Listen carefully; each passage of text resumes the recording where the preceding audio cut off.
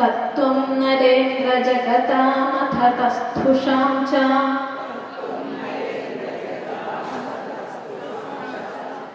ദേഹേന്ദ്രിയാസു ധിഷണാത്മഭിരാമൃതാനാം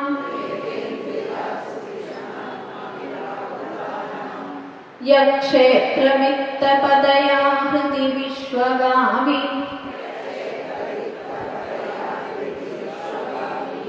പ്രത്യക്ഷകാസ്തി ഭഗവാൻസ്തമവേഹി സോസ്മി.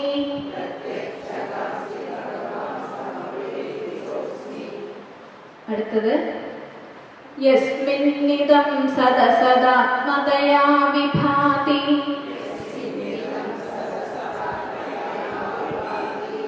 മായാ വിവേക വിധുതി സ്രജിവാഹി ബുദ്ധി.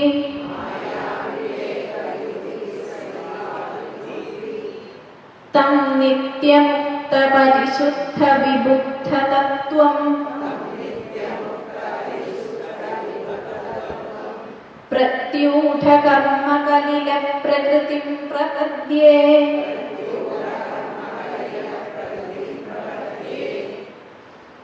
യസ്മിന്നിദം സദസദാത്മതയാ വിഭാതി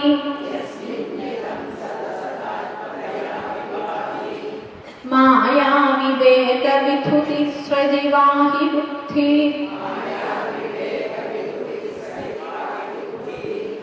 തം നിത്യമുക്ത പരിശുദ്ധ വിബുദ്ധ തത്വം പ്രത്യൂഢ കർമ്മകലില പ്രകൃതിം പ്രപദ്യേ.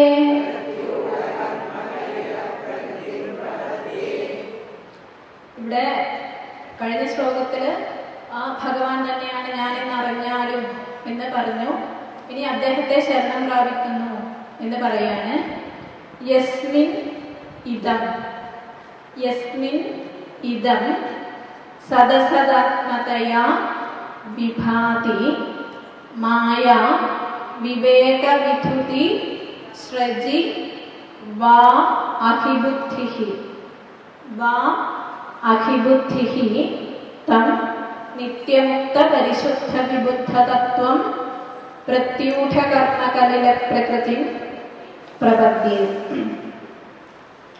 അപ്പൊ പ്രപദ്യേ എന്നാണ് പറഞ്ഞത്. അദ്ദേഹത്തെ ശരണം പ്രാപിക്കുന്നു എന്നുള്ള അർത്ഥം. പ്രാപിക്കുന്നു, ശരണം പ്രാപിക്കുന്നു. ഇവിടെ ആദ്യം പറയുന്നത് മായയെ പറ്റിയിട്ടാണ്. മായ എന്നുള്ള വാക്ക് രണ്ടാമത്തെ വരിയിൽ വരുന്നുണ്ട്. ഇതില് ഈ നമ്മൾ നേരത്തെ പറഞ്ഞ ആ ഭഗവത് തത്വത്തെ നമ്മൾ കാണുന്നില്ല. എന്തുകൊണ്ട്? മായയെ കൊണ്ട്. അതാണ് ആദ്യം പറഞ്ഞത്. യസ്മിൻ ഇദം സദസദാത്മതയാ വിഭാതി. ഏതൊരു മായയിലാണോ, മായ കൊണ്ടാണോ നമ്മൾ ഇവിടെ സത്ത് അസത്ത് എന്നിങ്ങനെ പലതരത്തില് ഈ പ്രപഞ്ചത്തെ കാണുന്നത്. അതായത് നമ്മൾ നേരത്തെ ഭഗവാൻ തന്നെയാണ് എല്ലാത്തിലും ഉള്ളിലും പുറത്തുള്ളത്, ആ ഭഗവാൻ തന്നെയാണ് ഞാൻ എന്നറിയണം എന്നൊക്കെ പറഞ്ഞു. പക്ഷെ നമ്മൾ ആരും അതൊന്നും അറിയുന്നില്ല. നേരെ മറിച്ച് ഇവിടെ അനേകായിരം പദാർത്ഥങ്ങളെ നമ്മൾ അറിയുന്നുണ്ട്. നമുക്ക് ചുറ്റിലും കണ്ണോടിക്കുന്ന സമയത്ത് ഉള്ളതായിട്ട് ധാരാളം വസ്തുക്കളെ കാണുന്നുണ്ട്. ഇപ്പൊ കല്ലുണ്ട്, മണ്ണുണ്ട്, മരമുണ്ട്, ഞാനുണ്ട്, നീയുണ്ട്, അവനുണ്ട്, ഭാര്യയുണ്ട്, ഭർത്താവുണ്ട്, കുടുംബമുണ്ട്, വീടുണ്ട്. ഇങ്ങനെ ഉള്ളതായിട്ട് ധാരാളം കാണുന്നുണ്ട്. ഇതൊക്കെ എന്തുകൊണ്ടാണ്? ആ മായയെ കൊണ്ടാണ് ഈ ഇല്ലാത്തതൊക്കെ ഉണ്ട് എന്ന് തോന്നുന്നത്. ചിലതിനൊക്കെ നമ്മൾ അതിന്റെ കാരണമായിട്ട് കാണുന്നു, ചിലത് കാര്യമായിട്ട് കാണുന്നു, പല ദ്വന്ദ്വങ്ങളും കാണുന്നു. നമുക്കിവിടെ സുഖമുണ്ട്, ദുഃഖമുണ്ട്, ശീതമുണ്ട്, ഉഷ്ണമുണ്ട്, ദേഷ്യമുണ്ട്, സങ്കടമുണ്ട്, സന്തോഷമുണ്ട്. ഇങ്ങനെ പല ദ്വന്ദ്വങ്ങള്, ദ്വന്ദ്വമൊന്നും അല്ല, അതിൽ കൂടുതൽ പല പല ഭാഗങ്ങൾ നമ്മൾ കാണുന്നു. ഇതൊക്കെ കാണുന്നത് എന്തുകൊണ്ടാണ്? മായയാണ്. എങ്ങനെയാണോ നമ്മള് സൃജി അഹിബുദ്ധി എന്ന് ആദ്യം പറഞ്ഞിട്ടുണ്ട്. സൃജിവാഹി ബുദ്ധി, അത് വേദാന്തത്തില് വളരെ പ്രശസ്തമായിട്ടുള്ള ഉദാഹരണമാണ്. സ്രക്ക് എന്നുള്ളതിന് മാല എന്നർത്ഥം, അഹി എന്നുള്ളതിന് പാമ്പ്, സർപ്പം എന്ന് അർത്ഥം. സാധാരണ രജ്ജു സർപ്പം എന്നും പറയും. ഇരുട്ടത്ത് പോകുന്ന സമയത്ത് ഒരു കയറ് കിടക്കുന്നത് കാണുന്നു. പക്ഷെ ആദ്യം തന്നെ നമ്മൾ കാണുന്നത് ഒരു പാമ്പായിട്ടാണ് നമുക്ക് തോന്നുന്നത്.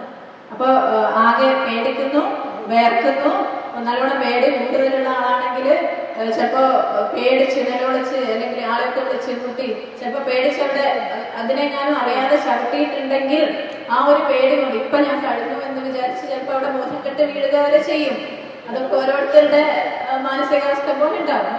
എന്തായാലും അതൊക്കെ സംഭവിച്ചു.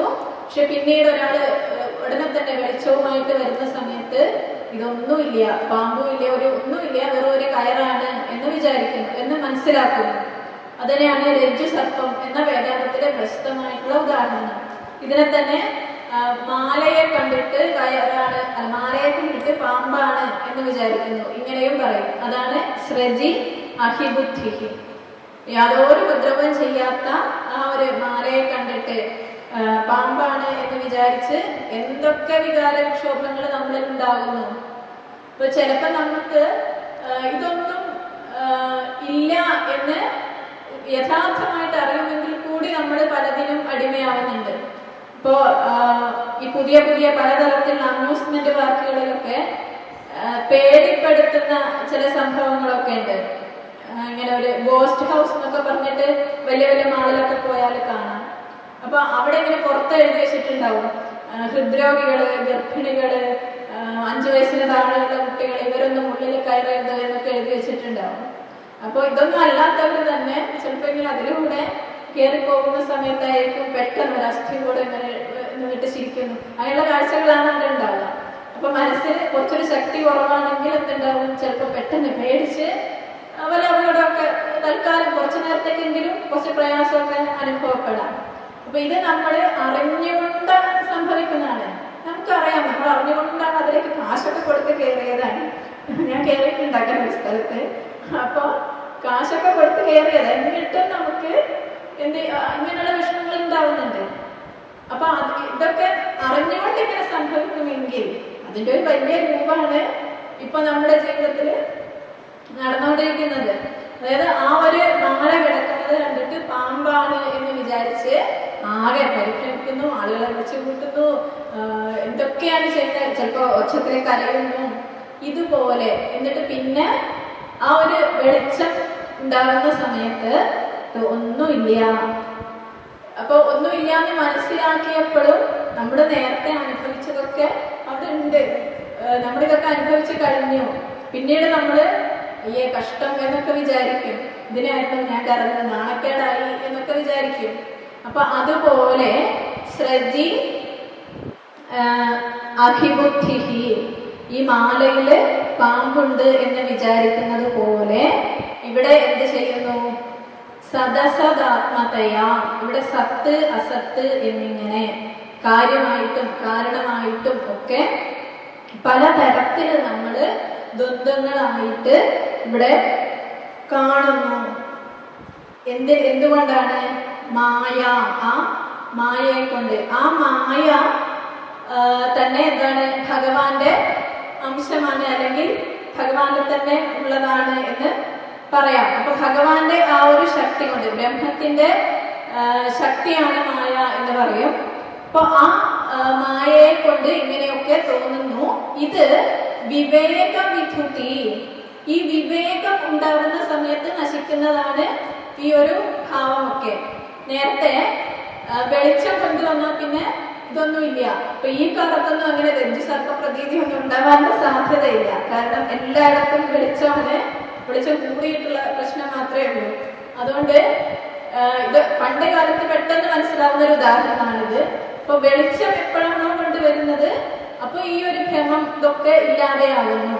അതുപോലെ വിവേക വിധുതി, ഇവിടെ നമുക്ക് വിവേകമാണ് ഈ വെളിച്ചം. ഈ വിവേകം ഉണ്ടാകുന്ന സമയത്ത് ഈ കാര്യകാരണ രൂപത്തിലുള്ള സത്തും അസത്തുമായിട്ടുള്ള പലതരത്തിലുള്ള ഈ പ്രപഞ്ചത്തെ, ഈ തോന്നലിനെയൊക്കെ അതൊക്കെ ഇല്ലാതെയാകുന്നു. അങ്ങനെയുള്ള തം, ആ ഭഗവാനെ, തം എന്നുള്ളതിന് അവനെ എന്നുള്ള അർത്ഥം, ആ അദ്ദേഹത്തെ എങ്ങനെയുള്ള നിത്യമുക്ത പരിശുദ്ധ വിബുദ്ധ തത്വം, നിത്യമുക്തമായിട്ട് ഉള്ള, അതുപോലെ നിത്യശുദ്ധമായിട്ടുള്ള, നിത്യബുദ്ധമായിട്ടുള്ള ഭഗവാനെ. ഓരോ പദവും നമുക്ക് കുറെ മണിക്കൂറുകളോളം ചർച്ച ചെയ്യാവുന്നതാണ്. എന്തായാലും നേരത്തെ പറഞ്ഞതുപോലെ ഭഗവാനെ പറ്റി പറയുമ്പോൾ നമുക്ക് ഒരു കണക്കിൽ നോക്കുന്ന സമയത്ത് എന്തും പറയാം, പക്ഷെ ഒരു തരത്തിൽ നോക്കുമ്പോൾ ഒന്നും പറയാൻ പറ്റില്ല. അങ്ങനെയുള്ള ഒരു തത്വമാണ് എന്ത് ഭഗവാൻ എന്ന് പറയുന്നത്. നിത്യ ശുദ്ധമാണ്, അശുദ്ധി എന്നുള്ളതില്ല, ശുദ്ധമാണ്. അതുപോലെ നിത്യമുക്തമാണ്, ഒന്നിനോടും ബന്ധപ്പെട്ട് കിടക്കുന്നതല്ല, സർവസ്വാതന്ത്ര്യം, സർവശക്തൻ എന്നൊക്കെ നമ്മൾ വിശേഷിപ്പിക്കാറുണ്ട്. ഇങ്ങനെ സർവസ്വാതന്ത്ര്യത്തോടു കൂടിയതാണ്, നിത്യബുദ്ധമാണ്, എല്ലാം അറിഞ്ഞിരിക്കുന്ന ആ തത്വമാണ്. ഇങ്ങനെയൊക്കെയുള്ള ഭഗവാനെ പിന്നെയോ പ്രത്യൂഢ കർമ്മ കലില പ്രകൃതി. ഈ പ്രകൃതി എന്നുള്ളത് പലതരത്തിലുള്ള കർമ്മങ്ങളെ കൊണ്ട് മലിനമായിട്ടുള്ളതാണ്. അത് എങ്ങനെയാണ് കർമ്മങ്ങൾ നമ്മളെ ബാധിക്കുന്നത് എന്നുള്ളതൊക്കെ കഴിഞ്ഞ മാസം നമ്മൾ പറഞ്ഞു. അപ്പൊ അങ്ങനെ നമ്മുടെയൊക്കെ ഈ ഒരു പ്രകൃതി അല്ലെങ്കിൽ ഈ കാണപ്പെടുന്നതൊക്കെ പലതരത്തിലുള്ള കർമ്മങ്ങളെ കൊണ്ട് മലീമസമായിട്ടിരിക്കുന്നതാണ്. അപ്പൊ എല്ലാത്തിൻ്റെയും ഉള്ളില്, എല്ലാവരുടെയും ഉള്ളില് കുറെ ഗുണങ്ങള്, ദോഷങ്ങള്, പുണ്യങ്ങള്, പാപങ്ങൾ ഇങ്ങനെ ആകെ മലിനമായിട്ട് കിടക്കുകയാണ്. അതിനെയൊക്കെ അതിക്രമിച്ചിട്ടുള്ള ആള്, അല്ലെങ്കിൽ അതിനെയൊക്കെ ഇല്ലാതെയാക്കാൻ കഴിയുന്ന ആ തത്വത്തെ പ്രത്യൂഢ കർമ്മ കലില പ്രകൃതി പ്രപദ്യേ, ആ ഭഗവാനെ ഞാൻ ആശ്രയിക്കുന്നു. ഇപ്പൊ ഇവിടെ മഹർഷിമാര് പറയുകയാണ്, ആത്യന്തികമായിട്ട് ആ ഒരു വഴി തന്നെയാണ് വേണ്ടത്, അത് തന്നെയാണ് നമുക്ക് ആശ്രയമുള്ളൂ. അപ്പൊ ഇതൊന്ന് രക്ഷപ്പെടാൻ, ഈ മോക്ഷം എന്നത് സാധിക്കാൻ, യഥാർത്ഥത്തിൽ മോക്ഷം സാധിക്കേണ്ടതല്ല, നമ്മളൊക്കെ മുക്തന്മാരാണ് എന്ന് വേദാന്തികള് പറയും. നമ്മുടെ മുകളില് ആ ഒരു ആവരണം, അജ്ഞാന ആവരണം ഉള്ളത് കൊണ്ട് അത് തെളിയാത്തതാണ് എന്ന് പറയും. അപ്പൊ നേരത്തെ പറഞ്ഞതുപോലെ ഇവിടെ വാക്കുകൾക്ക് പരിമിതിയുണ്ട്. എന്തായാലും നമ്മുടെ ഭാഷയിൽ മോക്ഷം സാധിക്കുക എന്നുള്ളത് തന്നെ പറയാം. ആ മോക്ഷം സാധിക്കാൻ ഈ ഒരു വഴി തന്നെയേ ഉള്ളൂ, ഭഗവാനെ ശരണം പ്രാപിക്കുക. ഭഗവാൻ ഈ ഒരു ഗുണദോഷ സമ്മിശ്രമായിട്ടുള്ള പുണ്യ പാപ സങ്കരമായിട്ടുള്ള ഈ പ്രകൃതിയെയൊക്കെ ഇല്ലാതാക്കാൻ കഴിയുന്ന ശക്തിയാണ്. അങ്ങനെയുള്ള ഭഗവാനെ ഞാൻ ശരണം പ്രാപിക്കുന്നു. ആരുടെ മായ കൊണ്ടാണോ, അല്ലെങ്കിൽ ആരിലുള്ള ആ മായയാണോ ഇവിടെ സത്തായിട്ടും അസത്തായിട്ടും കാര്യമായിട്ടും കാരണമായിട്ടും പലതും രണ്ട് തരത്തില് അല്ലെങ്കിൽ ഒന്നിലധികം തരത്തില് ഉണ്ട് എന്ന് നമുക്ക് കാണിച്ചു തരുന്നത്, നമുക്ക് അനുഭവപ്പെടുത്തി തരുന്നത്. പലപ്പോഴും നമ്മൾ ഇതൊക്കെ അനുഭവിക്കുന്നുണ്ട്. പലതരം ഭാവങ്ങൾ നമുക്ക് ഉണ്ടാകുന്നുണ്ട്, പലതരം മാനസികാവസ്ഥകൾ ഉണ്ടാകുന്നുണ്ട്, പലതും ഉണ്ട് എന്ന് നമ്മൾ സങ്കല്പിക്കുന്നുണ്ട്. ഇങ്ങനെ സദസദാത്മതയാ വിഭാതി, ആരിലാണോ ഈ സത്തായിട്ടും അസത്തായിട്ടും തിളങ്ങുന്ന മായ ഉള്ളത്, ഈ മായ വിവേകവിധുതിയാണ്. ഈ മായ അത് ഇല്ലാതെയാവണമെങ്കിൽ, അതിനെ കീഴ്പ്പെടുത്തണമെങ്കിൽ ആ വിവേകം ഉണ്ടാകുക, അത് തന്നെ വഴിയുള്ളൂ, വേറൊരു വഴിയും ഇല്ല. ആ വിവേകം ഉണ്ടാവണമെങ്കിൽ ഈ പറഞ്ഞതൊക്കെ ഗുരുപദേശിക്കുന്ന മാർഗങ്ങളിലൂടെയുള്ള സഞ്ചാരം ഇതൊക്കെ ആവശ്യമാണ്. അപ്പൊ അതിലൂടെയൊക്കെ ഉണ്ടാകുന്ന ആ വിവേകം കൊണ്ട് മാത്രം ഇല്ലാതെയാകുന്ന ആ മായ ആരിലാണോ ഉള്ളത്, ഈ മായ കൊണ്ടാണ് നമ്മള് പാമ്പില് അല്ല മാലയില് പാമ്പിനെ കാണുന്നത് പോലെ ഈ പ്രപഞ്ചത്തിൽ അല്ലെങ്കിൽ ഭഗവാനിൽ പ്രപഞ്ചത്തെ കാണുന്നത്. ഭഗവാനാണ് ഇങ്ങനെയൊക്കെ ആയിട്ട് പല രൂപങ്ങളില് പല നാമങ്ങളില് ഭഗവാന്റെ ശക്തിയാണ് ഇവിടെ ഉള്ളത്. ആ ഭഗവാന്റെ ശക്തിയെ മനസ്സിലാക്കാതെ പ്രപഞ്ചത്തെ കാണുന്നത്, അതിനാണ് അധ്യാസം, അധ്യാരോപം എന്നൊക്കെ പറയും. അതായത് ഉള്ളത് കാണാതിരിക്കുക, ഇല്ലാത്തതിനെ കാണുക. അപ്പൊ ഇവിടെ ഈ ഈശ്വരന്റെ ശക്തിയാണ് എന്ന് മനസ്സിലാക്കാതെ പ്രപഞ്ചമാണ്, അതാണ് ഇതാണ് എന്നൊക്കെ വിചാരിക്കുക. അപ്പൊ ഇങ്ങനെ സൃജി അഹിബുദ്ധി പോലെ ആ ശ്രക്ക് മാലയിൽ അഹിയെ പാമ്പിനെ കാണുന്നത് പോലെ ഈ പ്രപഞ്ചത്തില് യാതൊരുവനിൽ ഉള്ള മായ കൊണ്ടാണോ ഈ പ്രപഞ്ചത്തെ കാണുന്നത്, അങ്ങനെയുള്ള അദ്ദേഹത്തെ തം നിത്യമുക്ത പരിശുദ്ധ വിബുദ്ധ തത്വം, ആ നിത്യമുക്തനായിട്ടുള്ള നിത്യബുദ്ധനായിട്ടുള്ള ആ ഭഗവാനെ, ആ തത്വത്തെ പ്രത്യൂഢ കർമ്മ കലില പ്രകൃതി. അപ്പൊ ഇദ്ദേഹത്തെ അഭയം പ്രാപിക്കുന്നത് കൊണ്ട് നമുക്ക് എന്താണ് ഗുണം, അല്ലെങ്കിൽ നമുക്ക് ഗുണം ഉണ്ടാകുമോ എന്നൊക്കെ സംശയം തോന്നുകയാണെങ്കിൽ അദ്ദേഹം എങ്ങനെയാണ്? പ്രത്യൂഢ കർമ്മ കലില പ്രകൃതിയാണ്. നമ്മുടെ ഈ വാസനകളെയൊക്കെ, ഈ പ്രകൃതിയെയൊക്കെ, മലീമസമായിരിക്കുന്ന നമ്മുടെ കർമ്മവാസനകളെ, സംസ്കാരത്തെ, നമ്മുടെ പ്രകൃതിയെയൊക്കെ ഇല്ലാതെയാക്കാൻ, അതിക്രമിക്കാൻ കഴിയുന്ന ആളാണ്. അങ്ങനെയുള്ള അദ്ദേഹത്തെ ശരണം പ്രാപിക്കുന്നു, ആ തത്വത്തെ ശരണം പ്രാപിക്കുന്നു. ഒന്നുകൂടെ വായിക്കാം. യസ്മിൻ ഇദം സദസദാത്മതയാ വിഭാതി മായാ വിവേക വിധുതി സ്രജിവാഹി ബുദ്ധി തം നിത്യമുക്ത പരിശുദ്ധ വിബുദ്ധ തത്വം പ്രത്യൂഢ കർമ്മ കലില പ്രകൃതി പ്രപദ്യേ.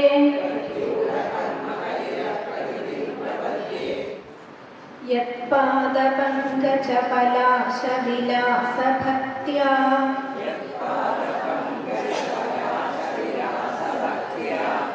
കർമാശയം ഗ്രഥയന്തി സന്താ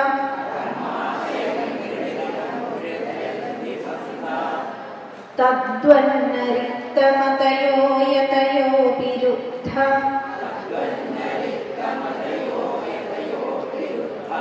ശ്രോതോ ഗണസ്തമരണം ഭജ വാസുദേവം.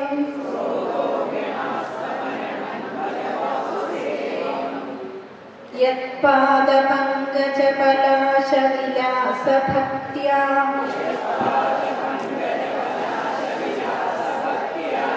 കർമാശയം ഗ്രഥയന്തി സന്താ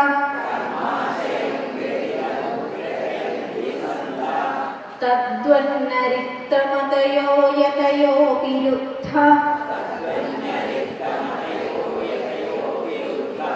ശ്രോതോ ഗണാസ്തമരണം ഭജ വാസുദേവം.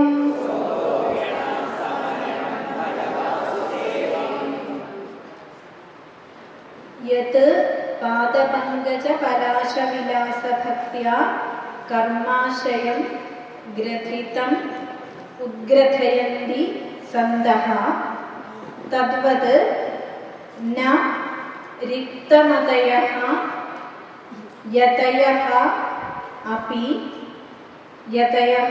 അപി രുദ്ധശ്രോതോഗണാഃ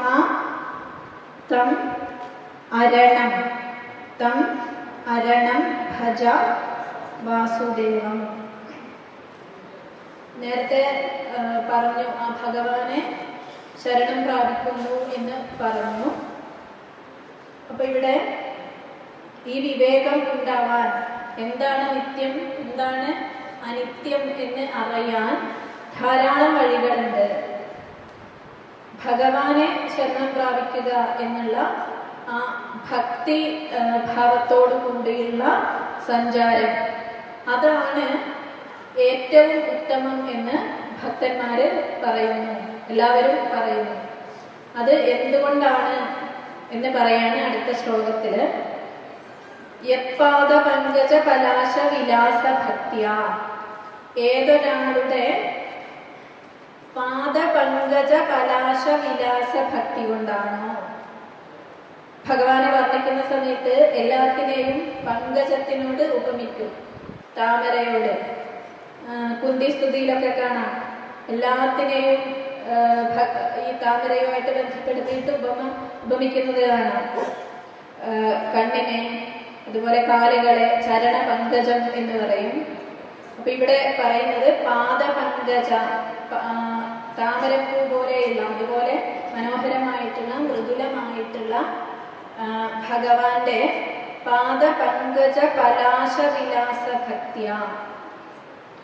ഇവിടെ താമര ഇതളുകൾ പോലെ ഭഗവാന്റെ ആ പാദപങ്കജത്തിലുള്ള താമരപ്പൂ പോലെയുള്ള ആ കാലുകളുടെ വിരലുകളുടെ ശോഭ കൊണ്ട്, ആ വിരലുകളിലെ നഖങ്ങളുടെ ശോഭ, ആ ശോഭിക്കുന്നതായിട്ടുള്ള അത്യന്തം മനോഹരമായി തിളങ്ങുന്നതായിട്ടുള്ള ആ ശോഭയിലുള്ള ഭക്തി കൊണ്ട്, അതായത് ഭഗവാന്റെ പാദങ്ങളിലുള്ള ഭക്തി കൊണ്ട്, ആ ഭക്തി കൊണ്ട് സന്തഹ സജ്ജനങ്ങൾ, സജ്ജനാഹ എന്നർത്ഥം, സജ്ജനങ്ങൾ ഗ്രഥിതം കർമാശയം യഥാ ഉദ്ഗ്രഥയന്തി, ഗ്രഥിതമായിട്ടുള്ള കർമാശയത്തെ, ഗ്രഥിതം എന്നുള്ളതിന് ബന്ധിച്ചത് എന്നർത്ഥം.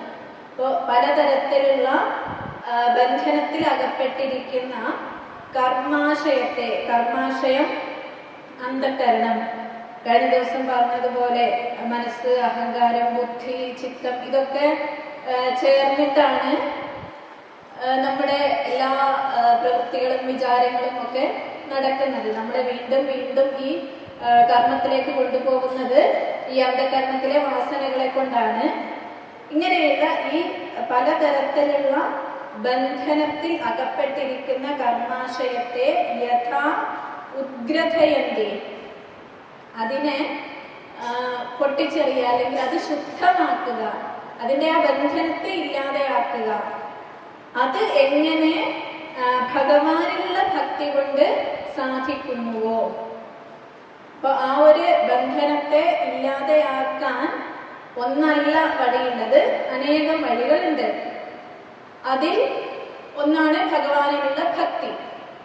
അപ്പോൾ ഈ ഭഗവാനിലുള്ള ഭക്തി കൊണ്ട്, ഭഗവാന്റെ പാദപങ്കജങ്ങളിലുള്ള ഭക്തി കൊണ്ട് എങ്ങനെ ഈ കർമാശയത്തെ, ഈ അന്ധകരണത്തിന്റെ ആ ഒരു ബന്ധനത്തെ ഇല്ലാതാക്കുന്നുവോ, അതുപോലെ റിക്തമതയഃ യതയഃ അപി, യതികൾ പോലും, യതികള് സന്യാസിമാര്, കർമ്മയോഗികള് എന്നൊക്കെ അർത്ഥം. യോഗികള് എങ്ങനെയുള്ള യോഗികള്?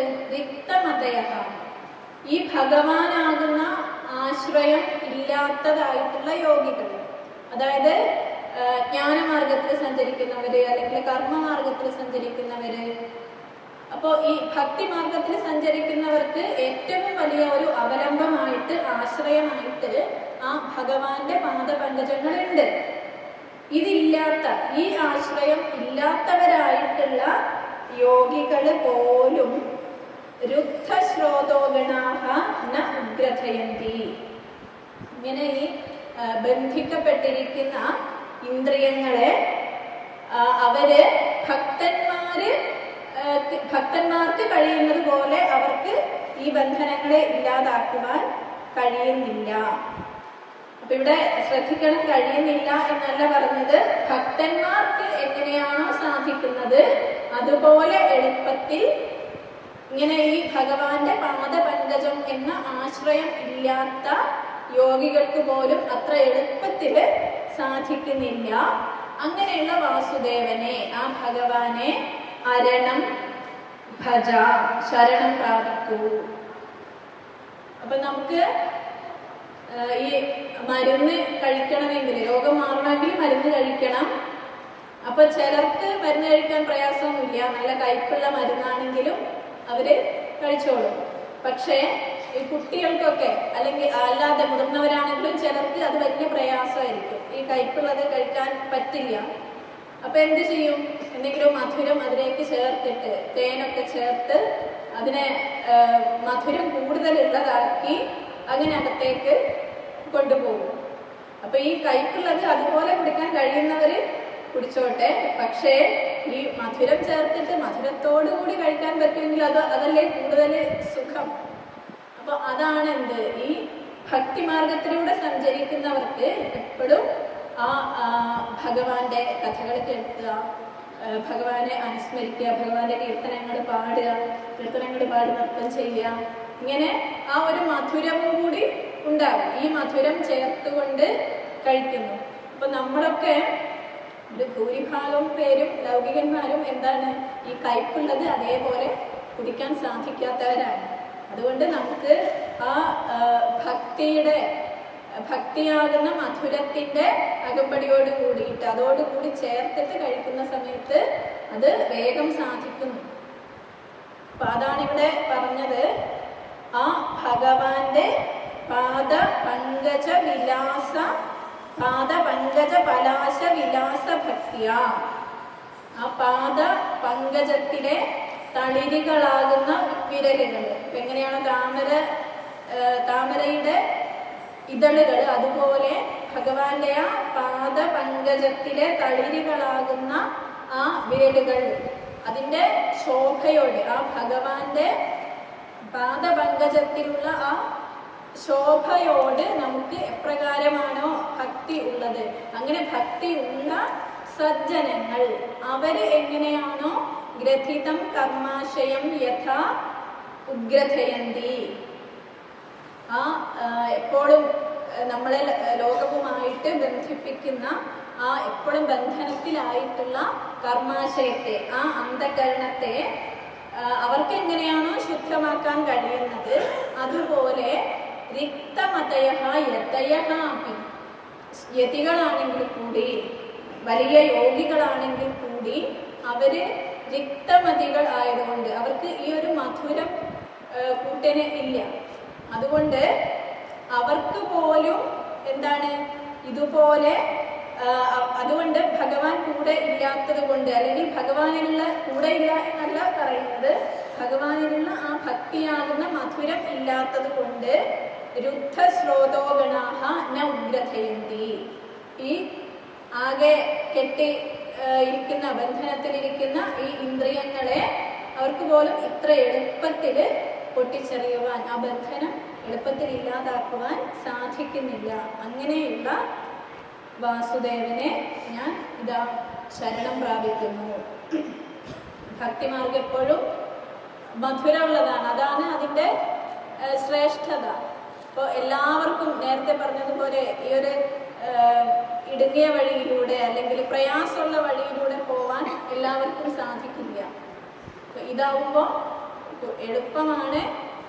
നമുക്ക് എപ്പോഴും ഭഗവാനിലുള്ള സ്മരണ, ഭഗവാന്റെ കഥകൾ കേൾക്കൽ, ഇങ്ങനെ ഭഗവാനെ സ്മരിക്കൽ, ഭഗവാന്റെ രൂപത്തെ ധ്യാനിക്കൽ, ഇങ്ങനെ ആ ഒരു മധുരം, ആ സന്തോഷം എപ്പോഴും ഭക്തന്റെ കൂടെ ഉണ്ടാകും. അങ്ങനെ മധുരം ചേർത്ത് ഈ ഔഷധം സേവിക്കലാണ് എന്ത് ഭക്തിമാർഗം. അതുകൊണ്ടിത് താരതമ്യേന എളുപ്പമാണ്. ഈ വലിയ പർവ്വതങ്ങളൊന്നും കയറാൻ പറ്റാത്തവർക്ക്, അല്ലെങ്കിൽ കയ്പുള്ളതൊന്നും കുടിക്കാൻ സാധിക്കാത്തവർക്ക്, അത്രയ്ക്ക് ശേഷിയില്ലാത്തവർക്ക് എളുപ്പമുള്ളതാണെന്ത് ഭക്തിമാർഗം. അങ്ങനെ ആ ഒരു എളുപ്പം, ആ അത്രയും എളുപ്പത്തിൽ, അത്രയും മധുരമായിട്ട്, അത്രയും രസകരമായിട്ട്, അത്രയും അനായാസമായിട്ട് യോഗികൾക്ക് പോലും ഈ ഒരു കർമ്മബന്ധത്തെ ഇല്ലാതാക്കാൻ സാധിക്കുന്നില്ല എന്ന് പറയുകയാണ്. അപ്പൊ ഇവിടെ ഇതാണ് ഭക്തിമാർഗത്തിന്റെ ശ്രേഷ്ഠതയെ ഭാഗവതം എപ്പോഴും എടുത്തെടുത്ത് പറയുന്നു. അപ്പോൾ ഓരോരുത്തർക്കും അവരവരുടേതായിട്ടുള്ള വഴികൾ തിരഞ്ഞെടുക്കാം. അപ്പൊ ചിലർക്ക് സാഹസികതയായിരിക്കും ഇഷ്ടം, അങ്ങനെയുള്ളവർക്ക് ആ വഴിയിൽ പോവാം. അപ്പൊ അവരവരുടെ ശേഷി അനുസരിച്ചിട്ട്, അവരവരുടെ മനസ്സിന്റെ ആ ഒരു അഭിരുചിക്ക് അനുസരിച്ചിട്ട് ഏത് വഴിയും തിരഞ്ഞെടുക്കാം. ഭക്തിമാർഗത്തിന്റെ ആ ഒരു സുഗമത അത് പറയാനിവിടെ, ആ ഭഗവാനിലുള്ള ഭക്തി കൊണ്ട് പൊട്ടിച്ചെറിയാൻ സാധിക്കുന്ന രീതിയിൽ ആ യോഗികൾക്ക് പോലും അത്ര എളുപ്പത്തിൽ സാധിക്കുന്നില്ല എന്ന് പറയുന്നു. ഒന്നുകൂടെ നോക്കാം. യത്പാദപങ്കജ പലാശ വിലാസ ഭക്ത്യാ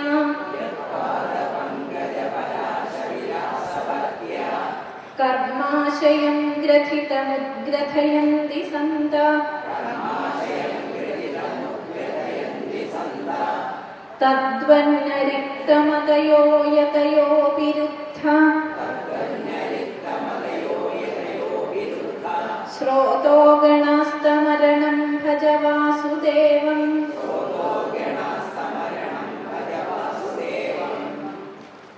കൃച്ഛ്രോ മഹാനിഹ ഭവാർണവമപ്ലവേശം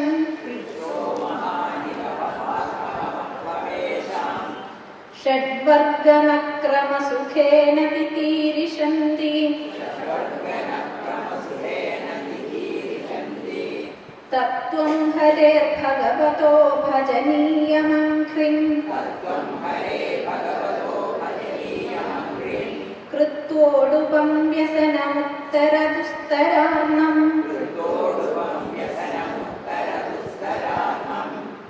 കൃച്ഛ്രോ മഹാനിഹ ഭവാർണവമപ്ലവേശം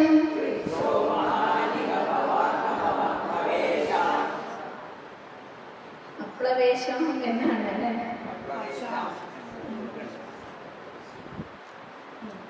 ഞാനത് ചെറിയൊരു സംശയം വന്നതാണ്. കൃച്ഛ്രോ മഹാനിഹ ഭവാർണവമപ്ലവേശം ഷഡ്വർഗനക്രമസുഖേന തിതീരിഷന്തി തത്വം ഹരേർഭഗവതോ ഭജനീയമംഘ്രിം കൃത്വോടുപം വ്യസനമുത്തരദുസ്തരാർണം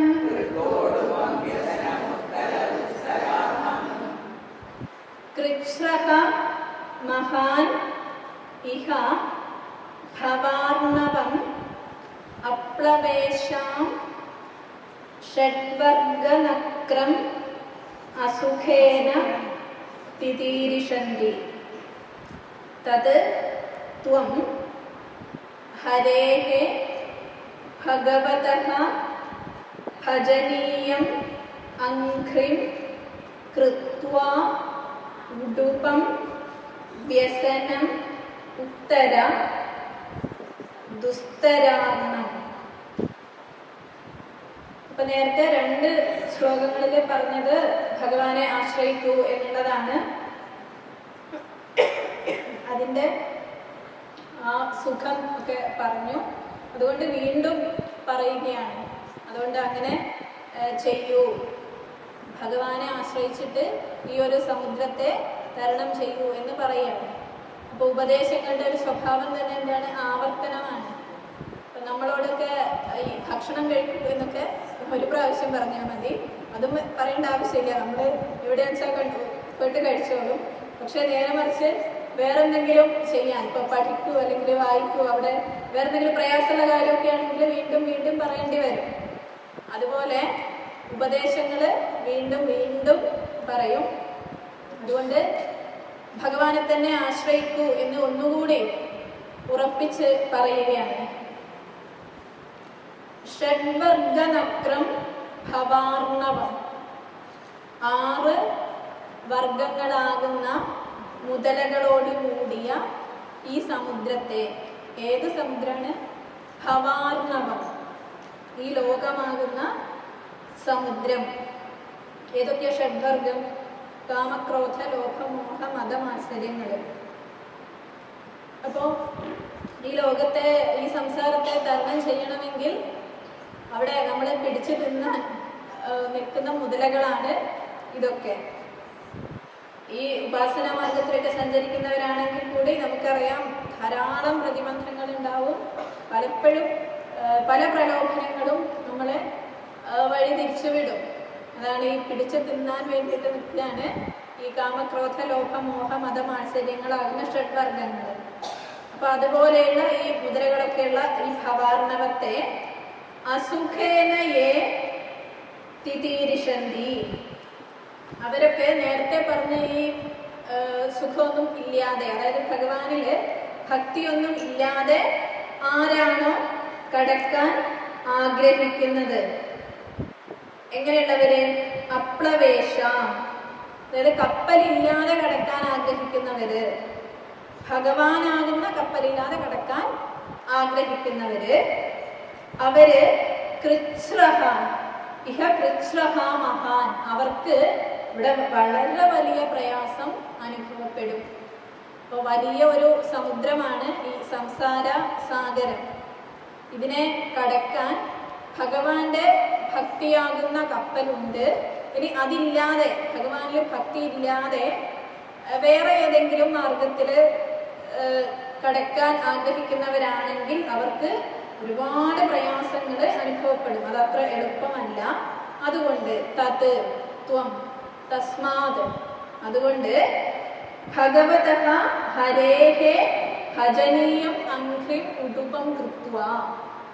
ഈ കപ്പലില്ലാതെ കടക്കൽ പ്രയാസമാണ്. അതുകൊണ്ട് അങ്ങ് ഈ കപ്പൽ സ്വീകരിച്ചോളൂ. ഏത് കപ്പലാണ്? ഭഗവതഃ ഹരേഹേ ഭജനീയം അംഘ്രിം, ഭഗവാന്റെ ആ ശ്രീഹരിയുടെ ഭജനീയമായിട്ടുള്ള അംഘ്രി ആയിട്ടുള്ള കപ്പലിനെ, ഭഗവാന്റെ ആ ഭജിക്കാൻ യോഗ്യമായിട്ടുള്ള ഭഗവാന്റെ ആ പാദപങ്കജങ്ങൾ, അതിനെ ഉടുപമായിട്ട്, ഉടുപം എന്ന് വെച്ചാല് കപ്പല്, തോണി എന്നൊക്കെയുള്ള അർത്ഥമാണ്. രഘുവംശത്തില് ഉടുപേനാസ്മി സാഗരം, അവിടെ ഈ ചങ്ങാടം എന്നൊക്കെയുള്ള അർത്ഥത്തിലാണ് എടുക്കുന്നത്. അപ്പൊ എന്തായാലും ഈ ഒന്നുമില്ലാതെ, യാതൊരു വഴിയുമില്ലാതെ ഈ നീന്തി കടക്കുക അത്ര എളുപ്പമല്ല. കാരണം ഈ നേരത്തെ പറഞ്ഞതുപോലെ ഷഡ്വർഗ നക്രങ്ങള്, ധാരാളം ജലജീവികള്, മനുഷ്യരെ പിടിച്ചു തിന്നുന്ന ഉപദ്രവിക്കുന്ന ധാരാളം ജീവികള്, വിഷപ്പാമ്പുകള്, അങ്ങനെ പലതും ഉണ്ട്. അപ്പോൾ ഒരു അവലംബവും ഇല്ലാതെ നീന്തി കിടക്കുക വളരെ പ്രയാസമാണ്. അതുകൊണ്ട് എന്ത് ചെയ്യണം? ഭജനീയ ഹരേഹേ അംഘ്രിം ഉടുപം കൃത്വ, ഭജിക്കാൻ യോഗ്യമായിട്ടുള്ളത്, ഭജനീയമായിട്ടുള്ളതാണ് ഭഗവാന്റെ ആ പാദപങ്കജങ്ങൾ. അതിനെ ഉടുപമായിട്ട് സ്വീകരിക്കൂ, അതിനെ കപ്പലായിട്ട് സ്വീകരിക്കൂ. എന്നിട്ട് ദുസ്തരാർണം വ്യസനം ഉത്തര, കടക്കാൻ കഴിയാത്ത ഈ ഒരു വ്യസനത്തെ, അതായത് ഈ ഒരു സമുദ്രത്തെ, ഈ ദുഃഖങ്ങളെ വളരെ സുഗമമായിട്ട് കടക്കൂ, ഉത്തര, തരണം ചെയ്യൂ. അപ്പൊ ഈ ഒരു കപ്പലുണ്ടെങ്കിൽ വളരെ സുഖമാണ്. നമ്മളൊന്നും ആലോചിക്കേണ്ട, നമ്മൾ അതിൽ കയറിയിരിക്കേ വേണ്ടൂ, നമ്മൾ അക്കരെ എത്തിക്കോളും. അതുപോലെ ആ ഭഗവാന്റെ പാദങ്ങളെ സേവിക്കുക മാത്രം ചെയ്താൽ മതി, അതിൽ മനസ്സ് വെച്ചാൽ മതി, ഭഗവാൻ എത്തിച്ചോളും. നമ്മുടെ ഗീതാധ്യാനത്തിൽ പറയുമല്ലോ, കൈവർത്തക കേശവ. ഈ മഹാഭാരത യുദ്ധത്തില് പാണ്ഡവരെക്കാൾ എത്രയോ ഗംഭീരമായിട്ടുള്ള എല്ലാം കൗരവർക്കുണ്ടായിരുന്നു. ഭഗവാന്റെ സൈന്യമടക്കം കൗരവരുടെ കൂടെ ആയിരുന്നു. എന്നിട്ടും ആ സമുദ്രത്തെ കടന്നത് ഈ ഭാഗത്ത് എന്തുണ്ട്? കടക്കാനുള്ള ആ തോണിക്കാരനായിട്ട് ഭഗവാനുണ്ട്. അതുകൊണ്ടാണ് കടക്കാൻ പറ്റിയത്. അതുപോലെ തന്നെയാണ് നമ്മുടെയൊക്കെ അവസ്ഥ. അതാണ്, നമുക്ക് ഭഗവാൻ കൂടെ ഉണ്ടെങ്കിൽ, ഭഗവാന്റെ ആ പാദങ്ങളാകുന്ന ഉടുപ്പം, ആ കപ്പൽ നമ്മുടെ കൂടെ ഉണ്ടെങ്കിൽ നമുക്ക് യാതൊരു പ്രയാസവും ഇല്ല. നമ്മളിങ്ങനെ വിടാതെ അതൊന്ന് ചാടരുത്, അത്രയേ ഉള്ളൂ. അപ്പൊ ഈ കപ്പലിൽ പോയിക്കൊണ്ടിരിക്കുമ്പോൾ അതൊന്നും എടുത്ത് ചാടരുത്, അത്രയേ ഉള്ളൂ. ആ ഭഗവാനെ മുറുകെ പിടിക്കുകയാണെങ്കിൽ ഒരു പ്രയാസവും ഇല്ലാതെ നമുക്ക് അക്കരെ എത്താൻ സാധിക്കും.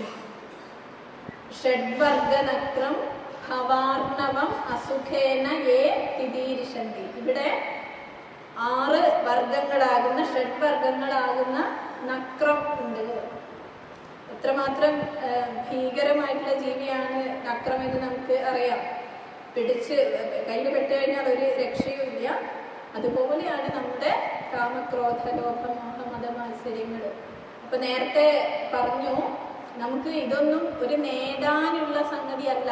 മോക്ഷം എന്നുള്ളത് നമുക്ക് എവിടുന്നോ കിട്ടാനുള്ളതല്ല. നമ്മുടെയൊക്കെ ഉള്ളിൽ ആ ഭഗവാന്റെ ചൈതന്യം ഉണ്ടെങ്കിൽ നമ്മളൊക്കെ പരമാനന്ദ സ്വരൂപികൾ തന്നെയാണ്. ഇതിനെ ഈ പറയുന്ന കാമക്രോധങ്ങളും ലോകമോഹങ്ങളും ഒക്കെ ചേർന്ന് ആ ആനന്ദത്തെ മറച്ചു വെച്ചിരിക്കുകയാണ്. നമ്മൾ അറിയുന്നില്ല. നല്ലോണം തിളങ്ങുന്ന ഒരു കണ്ണാടിയിൽ അഴുക്ക് പിടിച്ചിരുന്നാൽ എങ്ങനെയാണോ അതുപോലെ ആനന്ദ സ്വരൂപികളായിരിക്കുന്ന നമ്മുടെ ഉള്ളിൽ ഈ ചെടികൾ, ഈ കാമക്രോധ ലോഭമോഹങ്ങളൊക്കെ ചേർന്ന് അതിനെ നമുക്ക് അതിനെ മറച്ചിരിക്കുകയാണ്. അപ്പോൾ ഈ ഒരു ഷഡ്വർഗ നക്രത്തെ, അതൊക്കെ ഉള്ള ഈ ഭവാർണവത്തെ, ഈ സംസാരമാകുന്ന സമുദ്രത്തെ അസുഖേന യേ തിദീരിഷന്തി, അത് കടക്കാൻ ആഗ്രഹമൊക്കെ ഉണ്ട്, പക്ഷെ എന്താണ് വഴിയെന്ന് അറിയില്ല, ഈ കപ്പൽ ഇവിടെ ഉള്ളത് അറിയില്ല.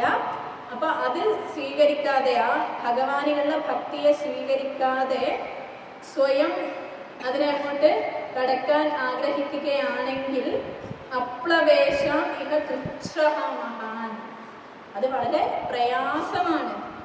അത് ശ്രദ്ധിക്കണം. നടക്കില്ല എന്ന് പറഞ്ഞിട്ടില്ല, പക്ഷെ വളരെ പ്രയാസമാണ്. ഇപ്പൊ ഭക്തി അല്ലാതെയുള്ള വഴികളുണ്ട്, പല പല യോഗമാർഗങ്ങളും ഒക്കെ ഉണ്ട്, വഴികൾ ധാരാളം ഉണ്ട്, പക്ഷേ വളരെ പ്രയാസമാണ്.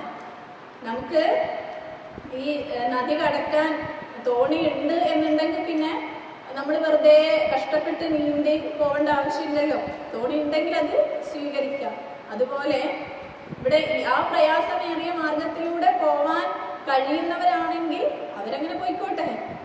പക്ഷെ അത് കണ്ടിട്ട് നമുക്ക് അത്രയ്ക്കൊന്നും ശക്തിയില്ലാത്ത നമ്മൾ എന്ത് ചെയ്യണ്ട, ആ എളുപ്പത്തിലുള്ള ഈ ഒരു വഴി സ്വീകരിക്കാതിരിക്കണ്ട. അപ്പൊ അങ്ങനെ കഴിയുന്നവരെങ്ങനെ പോയിക്കോട്ടെ, അത് വളരെ പ്രയാസമുള്ളതാണ്. കൃച്ഛ്രഹ മഹാൻ, വളരെ പ്രയാസമാണ്. ചിലപ്പോ ഈ നീന്താൻ കഴിവുള്ളവർ നീന്തുന്നത് കണ്ടിട്ട് നമ്മൾ എടുത്ത് ചാടിയാൽ നമ്മുടെ പകുതി വഴിയെ എത്തുള്ളൂ. അപ്പോ എന്തുണ്ട്, അങ്ങനെ ആ ഒരു പ്രയാസമേറിയ വഴി സ്വീകരിക്കണം എന്നില്ല. അതുകൊണ്ട് അങ്ങ് എന്ത് ചെയ്യൂ, ഭഗവതഃ ഹരേഹേ ഭജനീയമന്ത്രിം, ഇവിടെ ഇതാ ആ ഭഗവാന്റെ പാദസ്മരണയാകുന്ന, ആ ഭഗവാന്റെ പാദപങ്കജങ്ങളാകുന്ന വളരെ മനോഹരമായിട്ടുള്ള, ആ വളരെ എളുപ്പത്തിൽ നമുക്ക് ആ കാര്യം നേടാൻ കഴിയുന്ന ആ ഉടുപം, ആ തോണി ഇവിടെ ഉണ്ട്. അതിനെ സ്വീകരിച്ചിട്ട് ദുസ്തരാർണം വ്യസനം ഉത്തര, കടക്കാൻ വളരെ പ്രയാസമായിട്ടുള്ള ഈ ഒരു വലിയ ക്ലേശത്തെ, ഈ സംസാര സാഗരത്തെ അങ്ങ് കടക്കൂ. അപ്പൊ ഇവിടെ ഉപദേശം തുടങ്ങിയത് അസ്ത്യേവ രാജൻ ഭവതോ മധുദ്ദിഷാം എന്ന് പറഞ്ഞുകൊണ്ടാണ് തുടങ്ങിയത്. അങ്ങേക്ക് ഭക്തി ഉണ്ട് എന്ന് പറഞ്ഞുകൊണ്ടാണ് തുടങ്ങിയത്. അപ്പൊ അതിനെ ഉറപ്പിക്കാൻ വേണ്ടിയിട്ട് പറയുകയാണ്, ഇതാ ഈ വഴി തന്നെ സ്വീകരിച്ചോളൂ, ഇതാണെങ്കിൽ വളരെ എളുപ്പമാണ്, മധുരം ആണ്. അപ്പോൾ ഇത് നേരത്തെ പറഞ്ഞു, പൃഥ്വിനോട് മാത്രമല്ല എല്ലാവരോടും, ഇതിലെ ഇതിഹാസങ്ങളിലെയും പുരാണങ്ങളിലെയും ഒക്കെ ഉപദേശങ്ങൾ അവരെയൊക്കെ നിമിത്തമാക്കിയിട്ട് നമ്മളോട് പറയുന്നതാണ്. അതുകൊണ്ട് ഈ ഒരു വഴി തന്നെ സ്വീകരിച്ച്, സാധാരണക്കാർക്കൊക്കെ ഏറ്റവും എളുപ്പമായിട്ടുള്ള വഴിയാണ് ഭക്തിമാർഗം എന്നുള്ളത്. ഇപ്പൊ നമുക്ക് ഈ ലോകത്തിന്റെ വിഷമങ്ങളോ ദുഃഖങ്ങളോ ഒന്നും കണ്ടിട്ട് നമ്മളിങ്ങനെ വല്ലാതെ വേവലാതിപ്പെടേണ്ട കാര്യമൊന്നുമില്ല.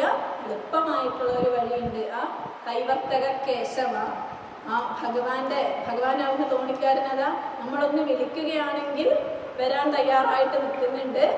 അപ്പൊ ആ തോണിക്കാരനെ ആശ്രയിച്ചോളൂ, ആ തോണിയെ ആശ്രയിച്ചോളൂ. അതുകൊണ്ട് യാതൊരു പ്രയാസവും ഇല്ലാതെ വളരെ സുഗമമായിട്ട് നമുക്കിതൊക്കെ സാധിക്കും, ഇത് കടക്കാൻ സാധിക്കും. അതുകൊണ്ട് അത് അങ്ങ് സ്വീകരിക്കൂ എന്ന് വീണ്ടും വീണ്ടും പറയുകയാണ്. അപ്പൊ ഒന്നുകൂടി ശ്ലോകം നോക്കാം. കൃച്ഛ്രോ മഹാനിഹ ഭവാർണവമപ്ലവേശാം ഷഡ്വർഗനക്രമസുഖേന തിതീരിഷന്തി തത്വം ഹരേർഭഗവതോ ഭജനീയമന്ത്രിം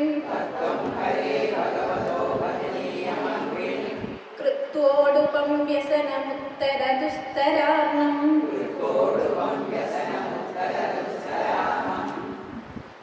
അപ്പൊ കഴിഞ്ഞ 20ാമത്തെ ശ്ലോകത്തില് തുടങ്ങിയിട്ടുള്ള ആ ഒരു ഉപദേശം സനത്കുമാര മഹർഷിയുടെ, സനകാദികളുടെ ഉപദേശം ഇവിടെ അവസാനിക്കുകയാണ്. പിന്നെ തുടർന്ന് മൈത്രേയൻ ആ കഥ തുടരുകയാണ് ചെയ്യുന്നത്. അപ്പം ഇത്രയും ശ്ലോകങ്ങൾ 3 ദിവസങ്ങളിലായിട്ട് കഴിയുന്നത് പോലെ പറഞ്ഞു. എനിക്ക് യഥാർത്ഥത്തിൽ ഇവിടെ ഇരിക്കാനല്ല, അവിടെ ഇരുന്നിട്ട് കേൾക്കാനാണ് ഇഷ്ടം.